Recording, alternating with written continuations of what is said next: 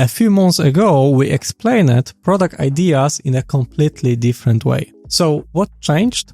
Hi, I'm Marcin. I work with founders on early stage products, and this shift is something I see in real projects right now. Not that long ago, explaining a product idea meant a lot of talking, meetings, documents, long descriptions of screens and flows. Most of that work happened in conversations. Everyone tried to imagine the product in their head based on words, and on the surface, this often looked like alignment. People nodded, questions were answered, but in reality, everyone had a slightly different idea in their head. This usually starts very early. You go to agency with a product idea, you explain what you want to build, they listen, they ask questions, they say they understand, and in that moment, everyone thinks they are aligned. The problem is not intention. The problem is imagination. Everyone is visualizing the product slightly differently. And you almost never notice that until you see the first designs. That's when people say, this is not exactly what I had in mind. The problem with discovering this so late is not frustration. It's time. At this point, time has already been spent. Designs are in progress, work has started, and changing direction means more iterations and more delays. Not because anyone did something wrong, but because you only now realize the product isn't exactly what you had in mind. And in early stage products, time to market is often the most important variable. This is the part that changed recently. You no longer have to explain everything using words. You don't need to guess how someone else imagines the product. You can visualize the idea early, not as final design, just enough to see screens, structure, and basic flows. And that single shift moves this problem much earlier in the process. This is where AI fits into the process, not as a replacement for designers, not as a way to finish a product, but as a fast way to visualize an idea at the right moment, especially for new products and internal tools. The goal is not the perfect UI, the goal is to see the product early enough to make better decisions. When you see the first version of the interface, the conversations change immediately. You stop talking in abstract. You stop guessing what someone else has in mind. You see real screens, you see navigation, you see what's missing and what doesn't make sense. Very often, this first visualization already answers questions that would normally take weeks of discussion. Even if the UI isn't perfect, it's clear enough to move forward with confidence. This approach works well, especially when you are building something early, a new product or an internal tool. In these cases, you are not optimizing for beauty. You are optimizing for understanding. You want to know if the structure makes sense, if the flows feels right, and if the idea holds together before you invest more into it. The way I think about product work today starts with one goal. Get clarity early, before you commit time, money, or a team. And in the last few months, the fastest way to get that clarity has changed. You can visualize an interface in hours, not in weeks. There are a lot of tools in the space right now, but the two I have been using the most are FlutterFlow Designer and Google Stitch. FlutterFlow Designer is a very new tool. It was released recently, and even now it's already a very strong tool for generating a first version of the UI. And here's why. It's not about how it looks. It's about getting the structure right from the start. The screen structure makes sense, the navigation is clear, and the layout is good enough to understand how someone would actually use it. But the real advantage is what happens next. You can copy those screens directly into FlutterFlow, which is a low-code tool. That means the same day you generate the interface, you can already have a clickable app with the full UI in place. You can install it on a phone, click through it, share it with co-founders, show it to potential users, and start collecting feedback immediately. There is no business logic yet, And that's fine. The point is that on day one, you can already validate whether the structure makes sense, whether the flows feels right, and whether this is even the product you want to build. All of that before you spend serious money on development. That's how you avoid a lot of expensive mistakes and unnecessary iterations. One important thing to keep in mind is that FlutterFlow Designer is a very new tool, and with new tools you always get some early stage friction. Sometimes generation takes longer, sometimes things doesn't come out exactly the way you expect. These are not fundamental problems, they are more like early growing pains, and knowing the Flutter team, a lot of this will be improved quickly. Still, today it's good to have a fallback. When FlutterFlow Designer starts to slow the process down, I don't try to force it to do more than it should. I have learned that this is usually the moment when pushing one tool further creates more friction than value. Instead of waiting or fighting, I simply switch to a different approach, to Google Stitch tool. It's been on the market much longer, so it's generally more stable. I use it mainly to work through more complex layouts and screens that are harder to generate. This doesn't replace the first step, because it has one big downside. You cannot export anything directly into FlutterFlow. You can export it to HTML, but for mobile apps, that's usually not very useful. So this is not something I start with. It's something I use when I need more control and FlutterFlow Designer is no longer enough. Now, let me show you how this works in practice. I will start from a simple product idea and walk through the process, so you will see what gets generated, what works well, and where you might run into limits. I will use a very generic prompt just to show the flow. In real projects, you should always be much more specific. So let's say we are building an appointment app for vet clinic.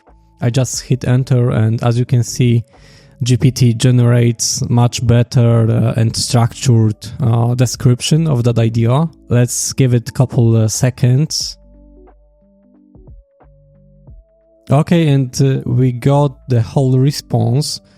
Let's copy that, and we will paste that directly into FlutterFlow Designer and as well to Google Stitch. That's how the FlutterFlow Designer looks like. You can attach some image, but we'll use only the pure description.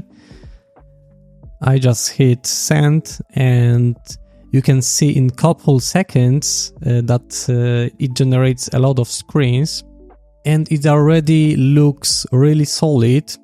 We have some login sign up page, we have some pet details, some appointment manager, obviously option to add or edit pet, some details, some service catalog, my pets, home dashboard, some booking flow, and a clinic information screen. This already looks really solid. As you can see, it generates multiple screens at once, so that's really powerful option. I would like to show you how you can edit things. So let's take a look on the service catalog. So we can start maybe with adding the page for filters. So let's type a prompt for that. And in couple seconds, we can see almost, exactly a ready screen. So the AI just created the filters page. We can filter out things by some categories, some price range, duration, and some additional options. And we did that in just 10 or 15 seconds. What's really powerful here is that I can select a specific UI element. Let's say I would like to edit the filters icon, and I just selected that icon, and I can edit the properties that you can see on the right side. Let's edit it to red color. As well, I can edit the size of that icon and other properties. So that's powerful. And let's say I would like to add some maybe new button, maybe in our pet profile. So let's say I would like to add an option to share my pet with friends. and I just selected the top container of that screen. So it should be added to the top part, exactly to the top part of that screen. So that's how the Flutter's designer works. That's quite solid tool. What's really nice is that you already have the dark mode. In some cases, as you can see exactly here, the dark mode is not perfect, so probably you need to regenerate that page, but that's not a big deal. And now the really important part, we can export all screens. So as you can see, whenever I select any screen, I can see the export options on the right side. So obviously we can export screens as PNG, so it will be pure image. We can export something like a description of the screen, which can be used in AI models like in the ChatGPT.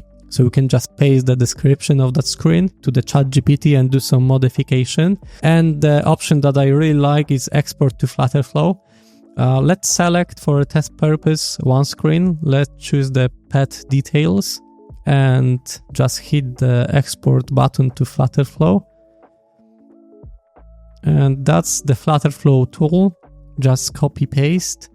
And as you can see, we already have that screen in the FlutterFlow tool.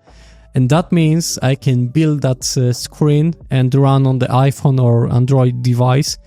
So in the same day when you generate the UIs, you can have a clickable prototype that could be launched on the iOS or Android devices. And now, of course, we had to tweak some things. And if the UI becomes more complex, you might start feeling some friction. And that's where the second tool comes in, the Google Stage. Let's copy the same prompt to Google Stage. And another difference between those tools is that you can select different models in Google Stage. So obviously the Flash version is the fastest one, but the quality is not that good as with the Pro model. I will use the Pro one, but it will need like 5-6 minutes. So see you soon.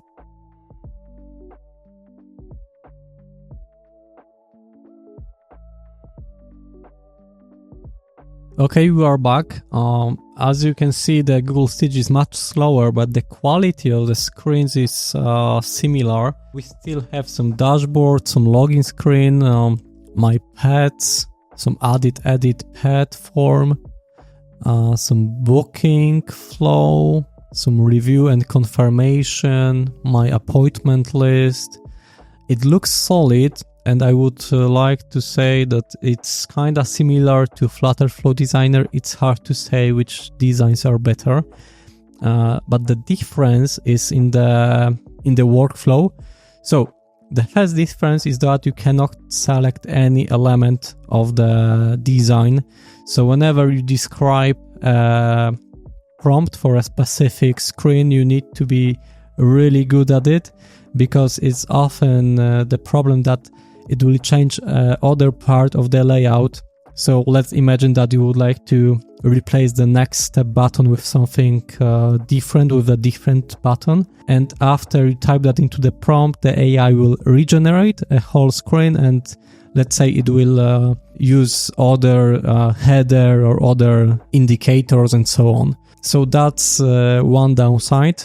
The other one is that you cannot export that directly to FlutterFlow. You can export that to zip file as a pure screenshot, as well to Figma. That is a fresh tool, but from the mobile perspective, that's usually not ideal. And that's why I treat Stitch as a fallback tool, not as the starting point. And one important thing is that you need to write really good prompts in both tools. The examples I'm showing here are really simple.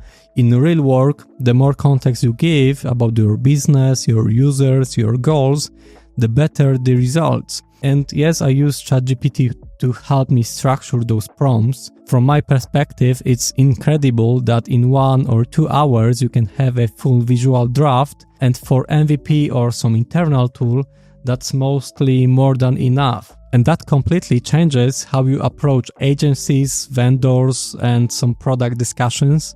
You are no longer guessing how the product might look. You can show it, and that alone can save a lot of money. So this is what this looks like in practice. You can go from an idea to something you can actually click through much earlier than before, not to finish the product, but to understand what you are really building before committing to development. For early products and internal tools, this can save a lot of time and money. I'm curious, what do you think? Have you tried working this way already, or it's completely new to you? Let me know what do you think in comments, and if that was helpful, subscribe for more. You will find my LinkedIn in description below. Thanks for watching and see you next time.